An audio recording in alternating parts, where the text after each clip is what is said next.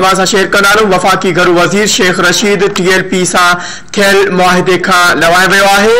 TLP सां थियल मुआहिदे में शामिल न हुयसि। शेख रशीद जो अहिड़ो चवणु आहे। वफ़ाक़ी घरू वज़ीर शेख रशीद जो चवणो हो त मुआहिदो हफ़्ते खन में पधिरो थी वेंदो। TLP मुआहिदे ते पंहिंजे ऑफिस सुठो तबसरो करे सघे थी। अहम ख़बर जे हवाले सां अवां खे अपडेट कंदासूं। वफ़ाक़ी घरू वज़ीर शेख रशीद अहमद जे बयान जे हवाले सां त TLP मुआहिदे ते पंहिंजे ऑफिस सुठो तबसरो करे सघे थी। शेख रशीद अहमद जो अहिड़ो चवणु आहे। वफ़ाक़ी घरू वज़ीर शेख रशीद जो वधीक चवणु हो त तहरीक हलाइण जो वक़्तु तॾहिं हो जॾहिं मौलाना इस्लामाबाद आयो हो।